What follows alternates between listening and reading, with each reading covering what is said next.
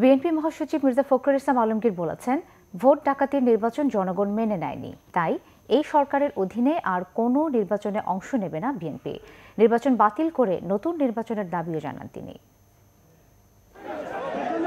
জাতীয় ঐক্যফ্রন্টের নেতারা লালমনিরহাটের রাজপুর ইউনিয়নের খলাইঘাট এলাকায় নির্বাচনী সহিংসতায় নিহত বিএনপি নেতা তোজাম্মেল হকের বাড়িতে যান সোমবার দুপুরে। এ সময় তোজাম্মেলের শোক সন্তপ্ত পরিবারের সদস্যদের সমবেদনা জানান ঐক্যফ্রন্টের নেতারা। পরে ওই বিএনপি নেতার কবর জিয়ারত করেন তারা। কবর জিয়ারত শেষে সাংবাদিকদের সাথে কথা বলেন বিএনপি মহাসচিব মির্জা ফখরুল ইসলাম আলমগীর।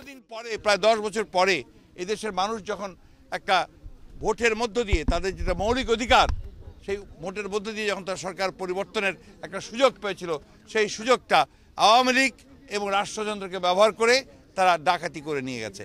এই সরকারের অধীনে, এই নির্বাচনের কমিশনের অধীনে কোনো নির্বাচন আর মানুষের কাছে গ্রহণযোগ্য হবে না। এরপর সেখানে এক প্রতিবাদ সমাবেশে যোগ দেন জাতীয় ঐক্যফ্রন্টের নেতারা। নতুন নির্বাচনের দাবি জানান তারা।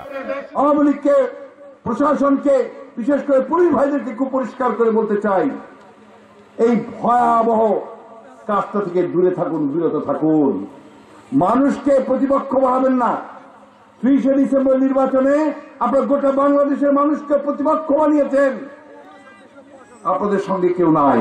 এই নির্বাচন আওয়ামী লীগের জয় নয়, এই নির্বাচন আওয়ামী লীগের বাই সরকারের শ্রেষ্ঠ পরাজয়।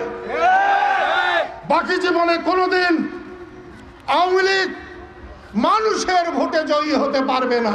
যেই সরকার থেকে প্রাইমারি স্কুলের শিক্ষক পর্যন্ত ভোটের সময় ভোট ডাকাতির জন্য ঘুষ দেওয়া হয়, আর সরকার বলছে যে ঘুষের বিরুদ্ধে আন্দোলন করবে। আরে যেই সরকার নিজে ঘুষ দিয়েছে ভোট ডাকাতির জন্য, সেই সরকারের নির্দেশ কে মানবে?